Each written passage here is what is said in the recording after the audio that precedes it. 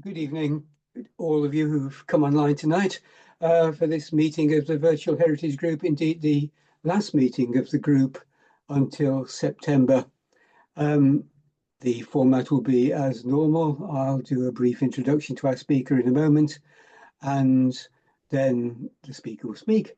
And afterwards, we'll have questions. If you'd like to put any questions into the chat function, please, Andrew down in Devon will take these up and put them to the speaker. The speaker, who I'm sure you know from what you've heard, is Graham Fisher. Graham is, like most of us online, I guess, from the Black Country. He's a writer, broadcaster and presenter. He's known for a variety of things, including his work on canals. He's part of the West Midlands Waterway Partnership. He's a boatmaster and has captained various boats. He's also, and primarily for tonight, a trustee of the British Glass Foundation with responsibility for PR and communications. And tonight he's going to be talking about his trials and tribulations. Has he helped to set up the Stourbridge Glass Centre? So, Graham, could I ask you to reveal yourself on video and unmute yourself and let people see you, and then we'll kick off. If I can find Graham.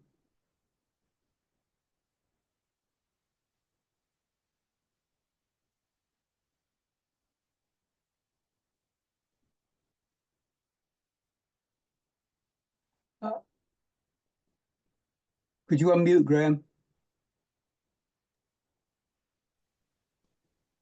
Okay. Right. Okay, Graham, people can see you now. So if you just want to share screen and then tell us about your subject, about the Glass Museum in Stourbridge.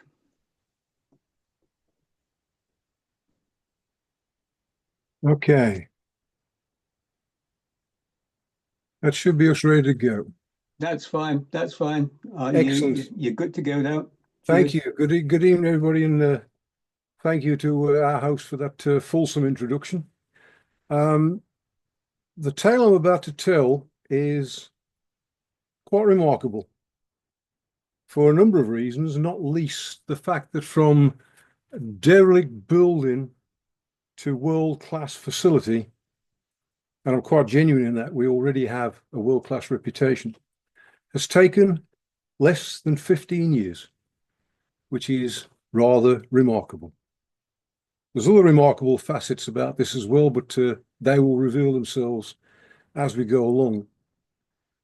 But I'm particularly looking at the creation of a new museum for the internationally renowned Stourbridge Glass Collection, which is revered everywhere around the world except Stourbridge, it would appear. There's a lot of people in the area who don't know much about it, but we're addressing that. But certainly the collection itself is of world class, no question about it. It's one of the finest in the world. You can argue whether it is actually the best collection of Stourbridge glass. There is an expression from the Peloponnesian Wars, I believe, that says a message that's delivered from an unexpected angle is a lesson well remembered. So let us put that to the test as we look at Stourbridge glass from the perspective of a history I have to give to tell us where the new museum sits in everything. I'll be brief on the historical side, but it is relevant to where we're coming from. And certainly the obtuseness of the message is shown by this fella, who people at a certain age will all recognise. For those of you who don't, it is the inimitable George Best, one of the greatest football players the country, the world has ever seen, perhaps. A wonderful, fluid player who made great fame and considerable fortune, which sadly, like a lot of men of his age, unexpected wealth went to his head. And he decided to divert from football to concentrate on the finer things in life. And there he is with a selection of Miss Worlds. The final picture there was taken when the story is, and I'm sure it's true, a waiter went into a room in Norway where he was staying with another Miss World at the time. And as the waiter walked through the door, there was £20,000 lying across the table from the gambling exploits from the night before, loads of empty champagne bottles. And the waiter surveyed all this and came out with the immortal line. Where did it all go wrong, George? Where did it all go wrong? And that is the angle I'm coming from. We will see where it all went wrong. But to start off with the beginning, the history of glass starts long before man ever made glass. And here are three examples of fulgurite, which is created by the striking of lightning onto sand. Obsidian, which is created by volcanic activity. Extremely sharp, it flakes like flint. And to this day, surgeons still use obsidian flakes in surgery. It's so sharp, it's used for surgical implants. And tektites, unusual things only found in some parts of the world, where meteors in the past have hit the earth and have impacted, shed up molten rock, which is cooled down to form these glass artifacts. But the actual manufacture of glass we can trace back to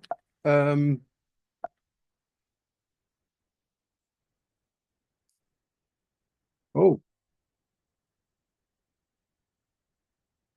just a moment.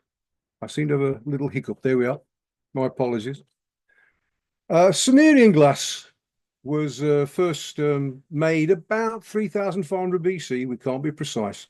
On the left, there's an example of a bauble, a bead, basically. And you can see as the Sumerians practiced their art, that's an early Sumerian vase in the middle. And by the time the practices had improved, we have an example like that on the right, which is not a bad piece of glass and carved glass, that for 3,500 BC. The practice spread, and the Roman Empire got to grips with the finer points of glassmaking, and they produced many items. The most notable of which was their exposition of cameo glass, which is a dark layer of glass overlain with normally a lighter layer. And the outer layer is then carved away in exquisite relief using the simplest of tools to create items of great value and beauty. And this particular one is probably the best known artifact from the Roman period. It is, of course, the Portland vase, which was broken by a madman on the 7th of February 1845. Well, he was declared mad. William Mulcahy, alias William Lloyd, in the British Museum, where it was at the time. He broke it. And if you look carefully at the left-hand picture, upper left, you can see the cracks just above the white engraving where it's been repaired over the years. And the last repair that was done in recent years will last for about 100 years before it needs redoing again. The bottom right picture is nothing to do with the vase. It was a Phrygian capped image in cameo that was found in the vase, and we believe was used as a base plate, because originally that would almost certainly have been an amphora and would have plopped in the sand to hold wine or whatever it was being used for. And as the bottom broke off, or was broken off, so that base plate would have been used to seal the base. The techniques of glass expanded across Europe, and one of the most famous expositions of this sort of glass is at Murano, the fabled island of Murano, where people went off the island to save Venice, which was largely wood being burnt to the ground by fires. And there are examples of Murano glass, very, very collectible. Personally, it's all a question of personal taste. I wouldn't give it mantelpiece space. It's just too gary for me, but each to his own. And certainly the people who disagree with me were quite prepared to pay 47.5 grand and 36.5 grand for those two items at the bottom in 2022. So very collectible, very desirable, highly skilled form of glassmaking. But the techniques of glassmaking spread all across Europe, and you're probably aware that the Huguenots were oppressed by the Catholics and came across to this country in diaspora to escape persecution and brought their craft with them. And one of those crafts was glassmaking, and they settled in different parts of the country: Newcastle, St. Helens, Stourbridge. Why did they come here for glassmaking? The reason's simple: because we had this lot. And on the top left, you see Baggeridge Colliery, which is the last deep mine in the Black Country. But on the right, and I'm amazed to think that I still remember that on the right, I used to live next to it. That was an open cast mine in Brierley Hill. You see Brierley Hill flats that are still there in the background. The bottom left is the subterranean limestone caverns of Dudley, and you can see on the right those outcrop at Castle Hill and Wren's Nest. And all the materials, we had fire clay, of course, at Dalton's clay pit up in Netherton. So all the materials for making glass and the crucibles to hold it were in the Black Country. And it was particularly when James I of England, VI of Scotland, declared a ban on the use of wood because he wanted it for his ships in 1651, that the use of coal became prevalent in the firing of furnaces. As soon as we got this lot at our fingertips, it's no surprise that Stourbridge became a centre of glassmaking, where these disparate came and passed their skills on to our locals. So bringing us quickly to the history of Stourbridge glass itself, this is St Mary's Church, Kingswinford. And in that church, in April 1612, one Paul Tyzack and his wife Bridget, Tyzacki it is in Bohemian, with an E on the end, we call it Tyzack, and his wife Bridget baptized their son there. And that was the first example of where the father gave his occupation as a glassmaker. Now, we have got evidence of glassmaking a couple of years earlier at Coleman's Hill down Loy, about 1610, but that is the first recorded example of where glassmaking started in Stourbridge. And through the ensuing centuries, we built up the massive industry that you're all familiar with, I'm sure, and Stourbridge made its name throughout the world. Sadly, these days, the figure on the left there at Stourbridge bus station and the plinth on the right at the bottom of College Street are pretty much all that reminds those who don't know what was there, what was once there. In the past, we have where that plinth is, you've just seen that plinth. The left-hand side where those people are walking down the pavement, that is the bottom of College Street, and that's where that plinth now is, showing the start of what we know as the glass quarter. And that was a nominal spot that was picked as the route through Wordsley, upon which most of the glassworks were situated. There are two glass cones at what was Colborne and Colborne. Latterly it became Royal Dalton, and is now the Ruskin Centre and the Glasshouse College. So it's still there in some form. But there was a couple of dozen of these glass cones in this area alone. Now there's only 4 left in the country. One at Newcastle upon Tyne, another at Catshill up in Sheffield, one in Alloa, and where's the other? On this one, Red House Cone at Worsley. The remnants are quite a tourist attraction now. That's one of the few remaining glass cones still standing as a glass cone. It's not been used since 1936, I believe, when the last commercial glass came out of it in any volume.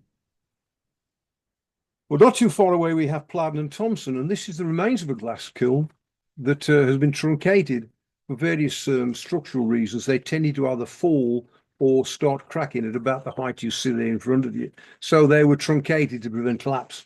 And that is Plowden and Thompson. They're still making glass in there, and it is the last one, we believe, in the world, certainly in Europe, that uses a glass cone, or part of it, for actually making glass. Remnants are all about, and they're right opposite Plowden and Thompson on the other side of the canal.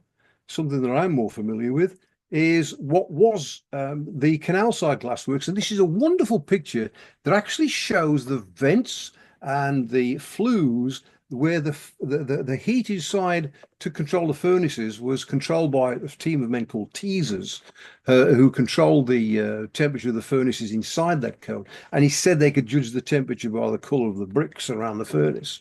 Very skilled job. And that was sadly lost after being frenziedly mensurated when Richardson Drive was built over it, that has now got the housing estate next to the canal. A lovely picture here from an old book. And there's a moral here about don't throw anything out your loft. Because the top left, there's a picture of how a team of glass workers would work around the furnace. There's probably 12 of those furnaces. You can see on the left, just under Stuart, probably 12 of those around the actual furnace itself, 12 of those pots. And all those people there probably most likely be family members. It was very nepotistic. Fathers, sons, uncles, cousins would all work in the same team. And there on the bottom right is a picture that I salvaged from 1929 of somebody doing exactly that. The women didn't get off lightly. It looks like a decent job. They're sitting in what is now the upstairs from what was the cafe at Red House Glasgow. And it looks a nice little job, that. But bear in mind, they were painting with stuff using red oxide, lead powder, arsenic-based paints, all sorts of nasties, absolutely vile conditions, even for the women. No health and safety, of course, in those days. And look at this from more recent times. Mary Stevens, very much a man's job on the manufacturing side, but women did get into the decorating side. And here's one of the ladies who made a name for herself, engraving a cut glass. They still do it like that these days with a little tiny copper wheel. And I'm suspecting that really health and safety might have something to say about that with the dust flying up, but they still do it like that. The one on the right's a real gem. That's Edith Shutt, who is there with a pair of rubber gloves and a little apron there, as we call it in the Black Country, apron for those outside. There's a little apron and a little rubber gloves, and she's happily dipping away there all day in a mixture of concentrated hydrochloric and sulfuric acid.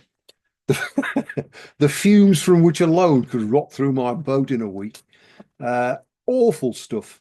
Breathing in that, the life expectancy of glassmakers and ancillary workers like these people was very low indeed. Edith's done quite well to get to her age, still doing that. This is a gem of a picture where the pot was reset, as it's called, where a pot only lasts about 3 months, so they had to change it. And they can't shut the furnace down just to change a pot, so they change it on the move. And that is a recreation of how they would have changed a pot in the good old days when Red House Cone was still working commercially.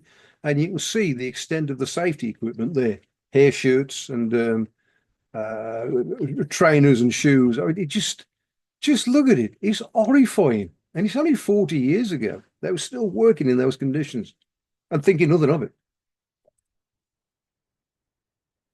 The product of our labours, with all this work intense labour, was objects that just defy description in their beauty, and their practicality as well. White Star Line, the liqueur glass there, was the owners of the Titanic.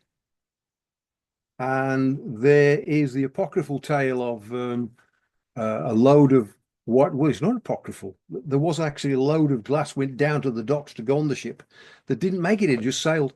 So that is back in Red House Cone somewhere. I'm not sure where, but we still have got some stuff that was going to go on White Star on the Titanic. But there was glass on the Titanic, and when the Strausses and the Astors were in the first class dining room drinking their last glass of sherry as the boat went down, and the band was still playing Abide With Me, they would have been drinking out of the finest crystal that Stuart ever produced, especially for the line. I'll mention the one bottom right, press glass, which was more a commercial thing rather than a thing of beauty, but it was done to commemorate like Victoria's Jubilee, as you see. But with press glass, which is made by putting glass into a mold, as the name implies, it was still very skilled, but the skill wasn't so much in making the glass by hand, it was in preparing the equipment with the simplest of materials as we had then. We didn't have things like titanium and whatever, with the simplest of materials to make machinery and presses to actually receive the molten glass. So that was more of a technological development rather than an artistic one. And we still were pretty high up in ruling the world with that one. But that one on the left here now, the great Tazza, George and Thomas Woodall were two of the greatest cameo engravers this country has ever produced, possibly in the world. That is just an incredible piece of multi-layered cameo carved by hand. How did they do it? This is how they did it. with the simplest of materials. This is in front of you. The fella working on the vase just at the bottom right is using nothing more than a sharpened bit of metal to cut away these layers, these overlays. And the difficulty you bear in mind is you're working in reverse. It's not like painting where you put more paint on to get it darker. If you're scraping off, the more you scrape off, the darker it becomes because you're revealing more of the underlayer. So once it's off, it's off. Incredibly skillful, one chance at it. And that is the great Tassie you can see there with clearly a staged picture with everybody concerned working on the thing. Some of the other items we produced, the Sappho plaque on the left, cameo glass, and the one on the right, Andromache. I'm tingling now just looking at this thing. I've seen it, God knows how many times. It just moves me to tears. This is cameo glass, and it's made with etching with a sharp bit of metal. It's just incredible skills. The dress on the one on the right, Andromache, is diaphanous. You can actually see through a dress, which was very risque in the 19th century. And we believe that the Woodalls, or George in particular, used one of his daughters to model Andromache, but then changed the face by using another model, so he wasn't under accusations of doing improprietous things with his own daughter. They were sensitive about those things even in those days, but just astonishing beauty. Sadly, the one on the right went with a lot of Stourbridge glass over to the Corning Museum in New York. They've got about 90% of their glass collection. We'd like some of it back. The one on the left we have still got, and that is in the new museum. Now, the cameo of Stourbridge was influenced by people from beyond these shores. Psyche in the middle there was Woodall, but the one at the bottom left was the Bohemian Alphonse Chevreul who came over here to work.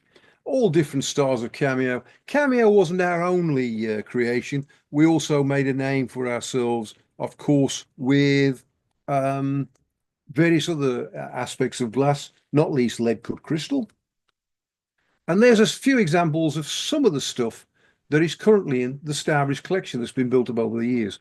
Bottom left is a cased engraved bottles. It's not cameo, it's dipped in a different coloured glass that's carved away. It's similar, but it's not cameo. It's called casing. Gilt painting on the top left. The bottom right is the crucifix goblet, which is carved from the inside out, which is just unbelievable.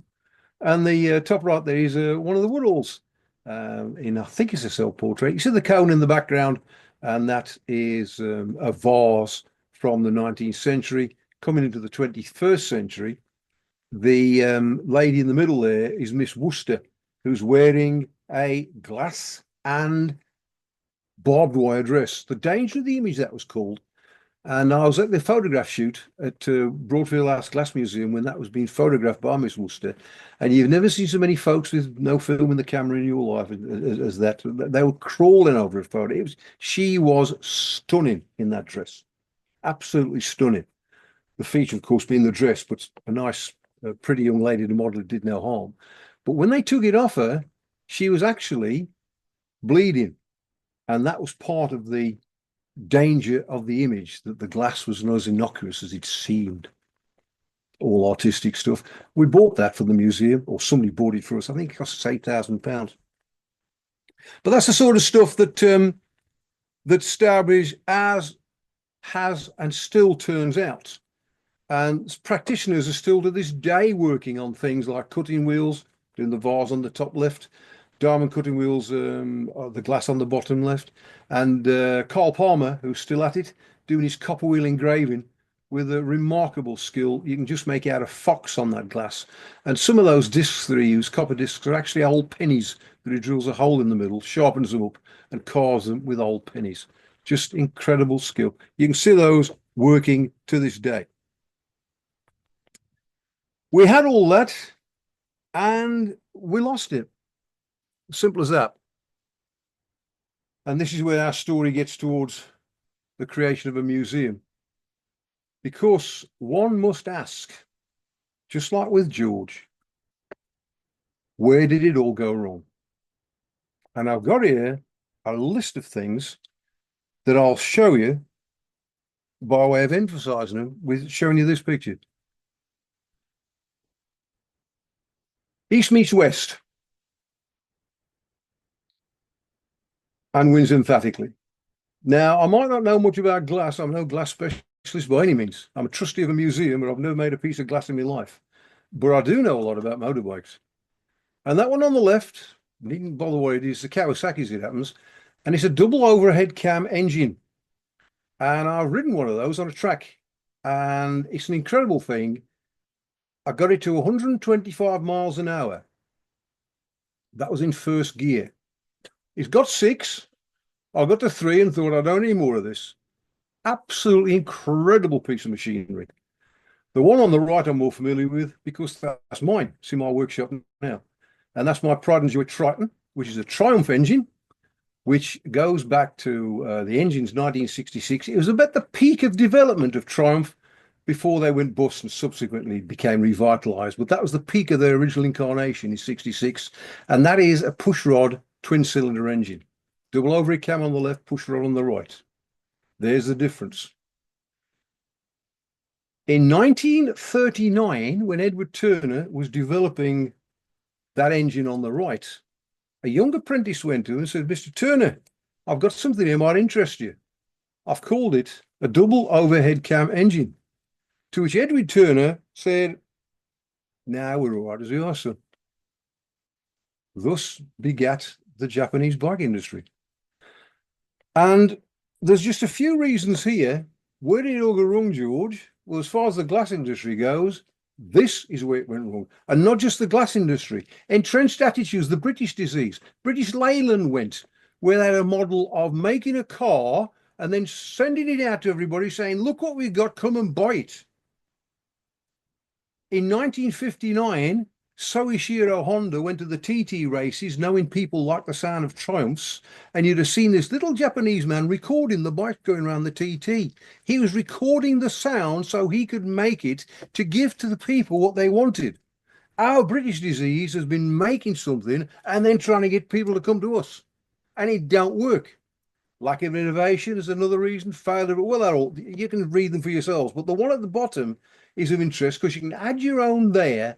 And I've just put in the last couple of days AI on there, artificial intelligence, because lo and behold, only last Thursday, just 3-4 days ago, I was listening to the very excellent Briefing Room program on Radio 4, and who should be on there but David Aronovich with a specialist in the AI industry saying how Britain has got to get out of this notion of telling people what they want out of AI. We have got to go to the people and ask them what AI can do for them and respond to it. Exactly the same in the 21st century as the faults that led to the demise of many other industries, not least as far as I can see, with these entrenched attitudes that we got the Cameo, we got the cut glass, we're doing fine. Why should we develop? Why should we change? I rest my case. But up to this point, all the glass that we had made had formed this rather fine collection called the Stourbridge Glass Collection, and it was housed here in Broadfield House Museum, which in not too recent a time has attracted a lot of controversy when it was threatened with closure. Now, we don't get involved in politics with the British Glass Foundation. I'll give you the reason, pure and simple, why that place was doomed, and it's there in the picture on the bottom right. It's that staircase. Disability access. How on earth do you get the disabled up there? It's a grade 1 listed building, so you can't put a lift outside. We looked at all sorts. It just wouldn't. That place was doomed from the start. But at the time, I was in 2009, 2010, I was working with the radio, which I still do, Black Country Radio. And I went to a very tetchy meeting in Worsley Community Centre where there was a bunch of people there from the council who were telling what they were going to do. They were got serious problems. They still have. They needed £110,000 to budget to balance the budget. And on the right-hand side, they had got an asset. And on the left-hand side, they got a hole they got to fill. And lo and behold, the running costs of Broadfield House were £110,000 a year. How about that? What a coincidence. Answer, shut the museum. It unleashed a storm. Now, Politics to one side. The facts are that two things arose out of that meeting. First of all, the council didn't know what they had in that collection. And more importantly, they seriously underestimated the affection that people had for it. And out of that tetchy meeting came just a wave of something has to be done. And it is here that we meet the first meeting of the Save Our Glass Heritage campaign, which met at, you'll all recognise that as Hagley Hall, I'm sure.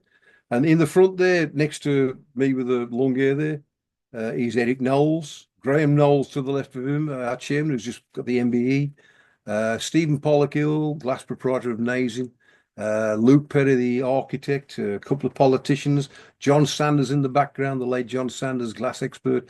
The great and the good were there. Will Farmer, the auctioneer, who said, upward this will we not put. Out of this damage and carnage came this bunch of desperados. This became the British Glass Foundation. You have Graham Knowles, who's a chairman of the Holbrook Property Group based in Dudley. Alistair Malcolm, second along, is the internationally famous glass blower. Yours truly, the canal bum, walking along the Stourbridge Canal. Bottom left is David Williams Thomas, who was proprietor and managing director of the former Stevens and Williams, which became Royal Brierley before it shut. The lady in the middle, Meriel, least said about Meriel, she's seriously ill now, so sadly she's not going to be any long with us too much longer. And the bottom right, Lynn Boleyn, who was also awarded the MBE for her services to local charities. None of them there have anything in common bar the English language, and even then they've got the better accent than me for it. Our only link was that we all were interested in glass and that something we felt had to be done. Various other people came along the way. We had the support of Charles Haydomack at one stage, the famous glass expert from our area, and one or two others, but we settled down to this rump here. And what we decided we had to do, or dare I say, in all modesty, what I decided we had to do, because I was taken on as a PR and comms officer, is we had to get a name for ourselves. I'll tell you for why. Because the first meeting we went to say to Dudley Council, look, you got a problem here, we're going to sort it, they wouldn't even talk to us. They would not meet with us. Quite understandable. Who are you? So the first thing we had to do was prove who we were. And here's Graham hobnobbing with the great and the good. There is Merv Mottrell, the mayor at the time in Hagley Hall. Mrs. Mottrell sadly deceased since. And Teddy College, the blonde lady there who's a cameo engraver. Now, this just about sums up David Williams Thomas, who became our patron. He's quite old now, so he doesn't take much of an active part in the group. He's our big gun. We wheel out for ceremonial occasions, if you will. And the time will come when people will say, "I don't know who that blonde woman is, but that fellow boy is David Williams Thomas." He's because he has that sort of stature. It is, of course, the late Princess Di, who visited Royal Brierley in the 80s, and there's David showing around. So you can see he was Lord Lieutenant, so you can see the sort of level he's working at, and the inroads we had to that essential element of what we're trying to break into. Alistair Malcolm, glassmaker, came up with a number of ruses. The world's longest glassmaking demonstration. Was one of the festivals of glass, and he went head to head, made a load of pieces, sold them, give all the money to charity. This was a brilliant wheeze he came up with. The plaques written on acetate by famous stars, and then they were translated into glass by Alistair and his colleagues. And you can see the one top right, a Jersey boy. That's Frankie Valli. Our secretary, Lynn Boleyn, has to be secretary of the Frankie Valli fan club. So we got him on board. And those kites there, you can see the top right, that's how it was interpreted, bottom right. Similarly, we did stuff with, Lenny Henry, Tony Hadley out of Spandau Ballet, Trevor Brooking, all sorts of people. And there's one I bought from auction myself. That's on my table as we speak. They're all sent to auction, all auctioned off, all the money to charity. One thing about the trustees is we're all philanthropic to the extent that none of us have received a penny piece for anything we've done. There's our secretary, Lynn Boleyn MBE, no less. And again, time will come when folks will say, there's Lynn Boleyn, who's that fellow by your side, because he really has dropped off the radar. You might need reminding that's Nick Clegg, who was very supportive as a politician. He's now working in the computer world. And that was a little demonstration we had to get support down in Stourbridge. My contribution was I produce a letter, a little newsletter. I thought, yeah, just send a newsletter out every now and then, keep people informed. I've just sent out issue number 264, every one of which is anything between 6 and 10 pages long. Every fortnight, every word comes from my pen. It's a big commitment. And that was a celebration of the first 50 of them. I've since come along with various books on Stourbridge canals, Stourbridge glass and canals. One of the reasons I became involved in this was because the new museum we've got is right by a canal, and I'd be sitting on the Canal and River Trust at the time, so I had a foot in both camps. And there's another one due out next week, so I hold a distinction of having 5 books launched at 5 successive festivals of glass. The one coming out in 2 weeks' time is my 15th, and that is going to be launched at the same time as something I'm about to show you. And again, every penny for everything from those, everything goes to the trust. We also support other people in what they do. They're the Portland vases that we have still extant. Well, they're the ones that are extant. There's Wedgwood pottery vases, cameo vases. These are glass vases. These are glass cameo. And you can see the real thing on the top left of the British Museum. Other replicas have been made, culminating in that one in 2012 on the bottom right, which was Terry College again, and one of our supporters, Ian Jury, a former glassmaker.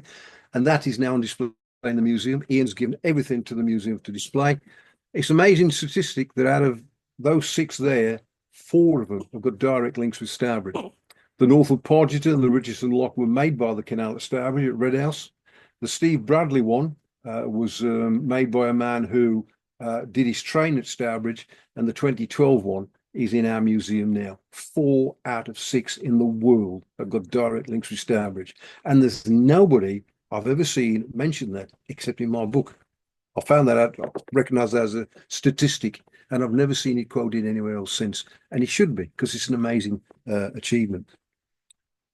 And here we are at one of the festivals of glass, where I was delighted to do a presentation from America, where we had a round dome with all the Portland vases projected in, and some on the table there, the 2012 effort. And I was interviewing there a fellow called Bill Goodenrath, who's one of the principal glassmakers at Corning Museum of Glass, who's an expert on the Portland vase. And that was all game promotion for our museum. Promotion. We ain't shoved a shovel in the ground yet. Why are you doing this promotion? Because we're now messing with the big boys. Those who we wanted money from. It's all right us launching books and doing projects. And Alice has raised about 60 or 80,000 pounds with this project, but it's peanuts within the grand scheme of things. We're looking here for grants of £3.5 million to build a museum and nearly £500,000 to fit it out.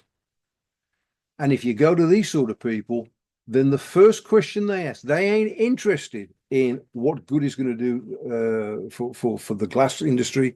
This might create a few jobs, it's going to get some tourists in. They're not interested. The first question they will ask is, where is your support for this project? So from the outset, we have drilled our support, and we are proud to call this achievement the People's Museum, because we do it for the people of Stourbridge. Without them, we wouldn't want to, and indeed we couldn't do it. So where's the actual museum? A lot of you already know if you're familiar with the area, but there is Red House Cone in Wordsley.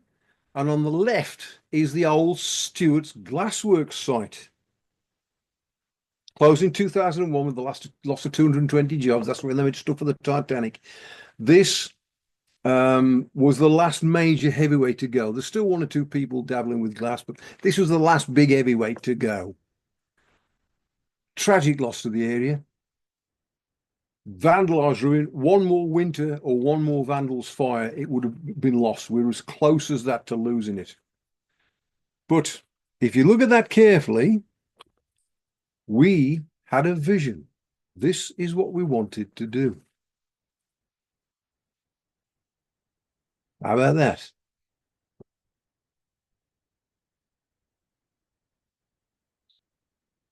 Now then, that's what we were working with. We had the vision, but that was the reality. So we got to start with our money and what we'd raised. And there it is, taking shape dramatically.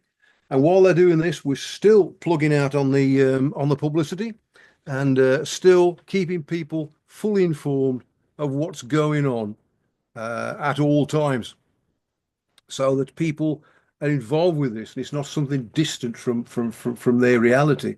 This is a little walk that I was delighted to do in association with the Royal Geographic Society. And if you notice those letters FRGS in the opening slide, which I'm very proud of, Fellowship of the Royal Geographic Society, it was granted to me because of this. I'm immensely proud of it. And so I'm happy to plug it. It happens to be one of the most popular downloads. And it's a guided walk along the Stourbridge Canal based on one of my books that takes in the glass area as a means of exploring it all without going along a main road. We get to the stage where we're about to have a soft opening of this museum. And here is Alistair Malcolm doing a demonstration, as you can see, in his finery. And the bottom left picture is a lovely one that just breathes a bit of life into something he's just made. He puts a gas flame through it. Look at the looks on those people's faces. The woman in the middle in the black shirt, I mean, she's lapping it up. They're roaring with laughter. Grateful. That's what we want. We don't know dry, stuffy thing with dust. This is what we want in a museum. Where are the kids? Oh, there's some there. We got more to come. One man I always give thanks to is the fellow being applauded there. That fellow is Peter Wren Howard, who's retired now. And I always introduce Peter as our man who built the rocket. If you were asked now who was the first man on the moon, Neil Armstrong. Who built his spaceship? Who knows? Who cares? It's a rather essential part of getting there, knowing who built the blooming thing to take him up to the moon. Essential background, boys. He was our engine. He was our rocket. He's the one that built our early furnaces. And nobody ever sings his praises except me. He's retired now anyway. But it come to the stage where COVID intervened, so we couldn't launch as quick as we wanted to. So actually, although we did all this in less than a decade and a half, it would have been at least 12 months quicker had it not been this pernicious little bug that went round. And so our official opening was delayed till April 23, where there is the Duke of Gloucester, who came as the Queen's representative. He's the man who comes, if the Queen can't make it, she's rather poorly at the time. And there's yours truly presenting with a book that he's probably reading it now for his bedtime reading with a bit of luck.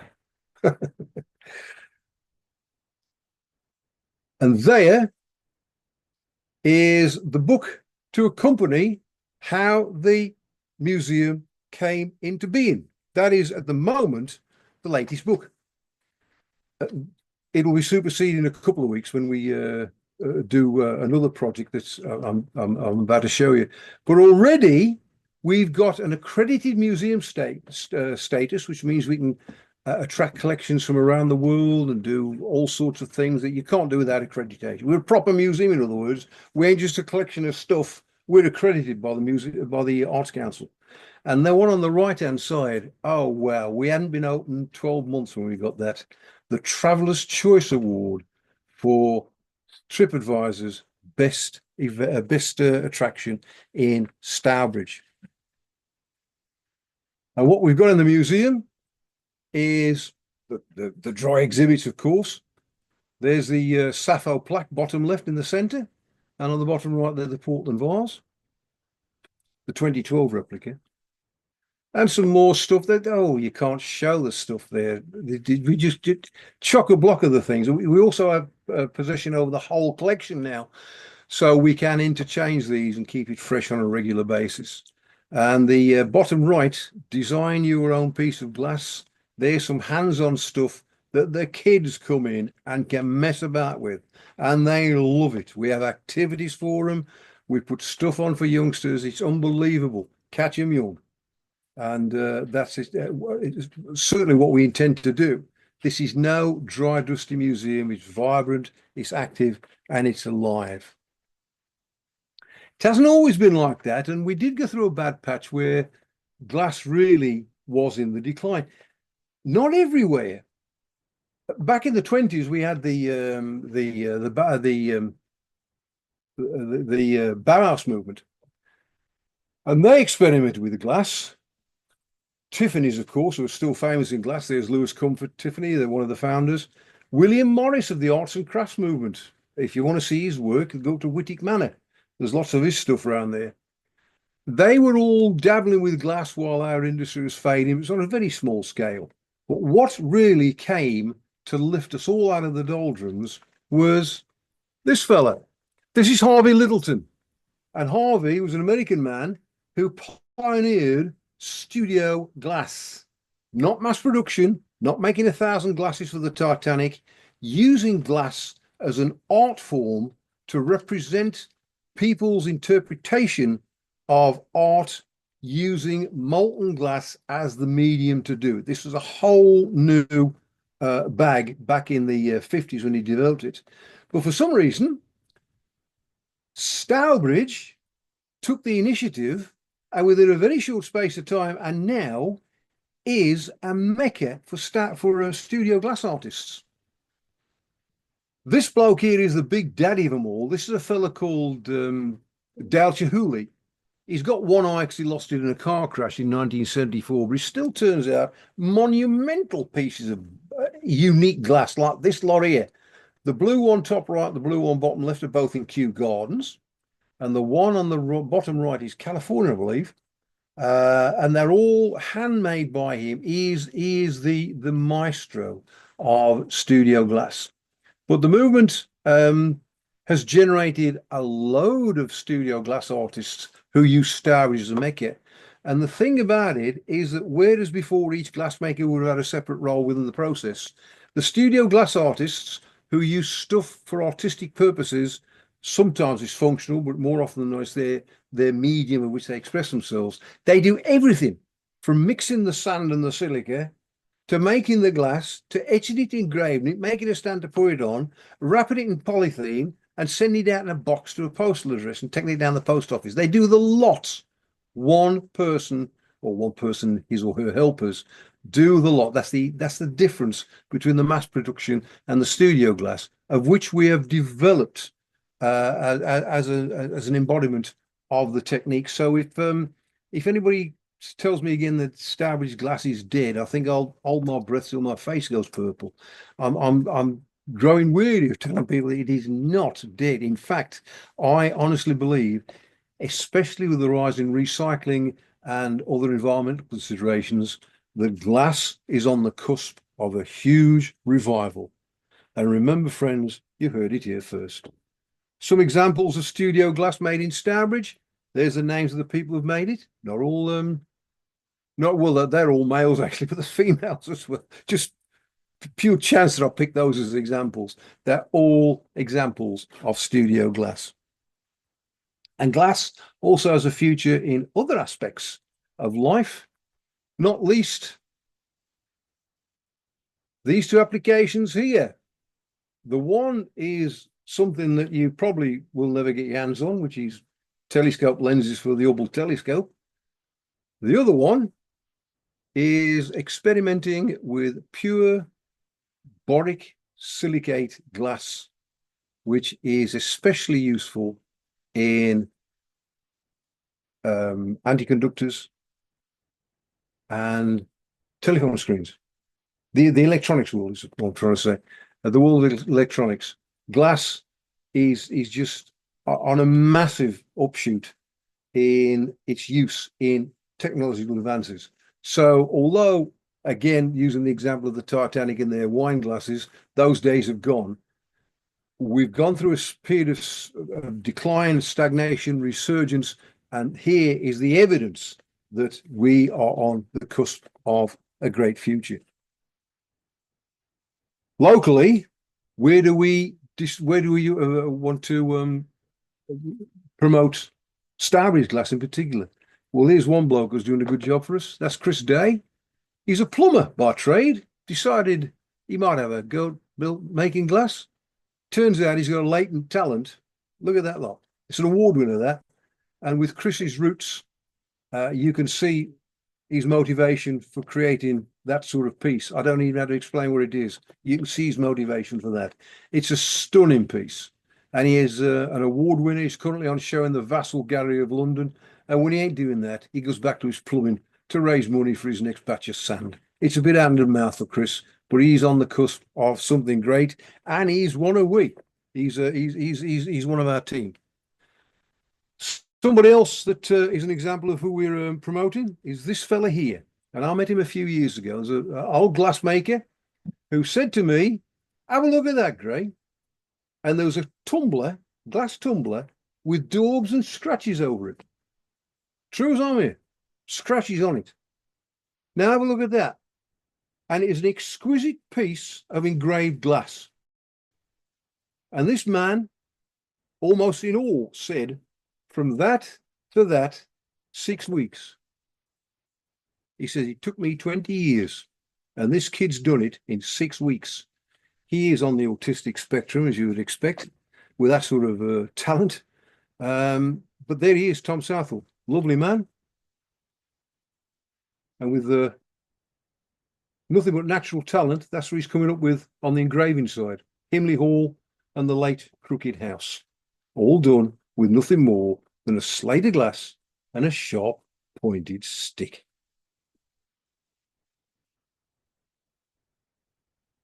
And finally, the future of glass, you're looking at it here, because Alistair Malcolm has thrown all his pennies into the can. He's Octon mortgaged, and I don't know where he's raised the money, but he's done it. And here's the results. This is the studio at the new Stourbridge Glass Museum. Already, after less than 3 years, the old furnaces are gone. They've been ripped out, been replaced with this lot. And it's all green energy. And Alistair, in a very short space of time, is now becoming a recognized expert in showing the world how to make glass using green energy. The environmental benefits that you see on the bottom right were figures that were supplied to him: 78.2 kilograms of emissions saved, equivalent trees planted 5. That was after 1 fortnight of operation compared with his old system. It's cutting edge. It's leading the world, and it's here in Stourbridge. And if that don't stir your soul, then you ain't got no souls to stir. This is incredible stuff, and it's happening right in our little town. As is this woman. This is Terry College, and she has been working hard recently on the creation of something to supersede her Portland vase. This is the blue vase, also known as the navel vase. Cameo, she's carved it. It's going to be launched very soon, May the 17th, and alongside it will be a book, would you believe?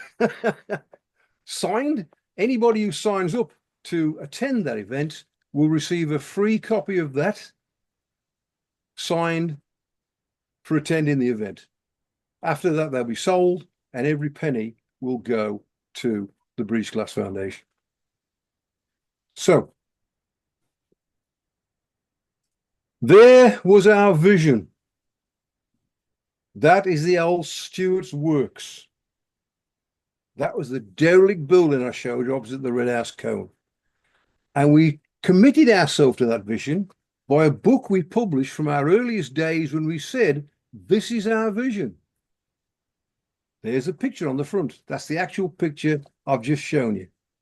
And here is the reality to which you're all invited, and support the glass industry that is going to take us into the 21st century. And it's right here, right now. We are the future. Thank you.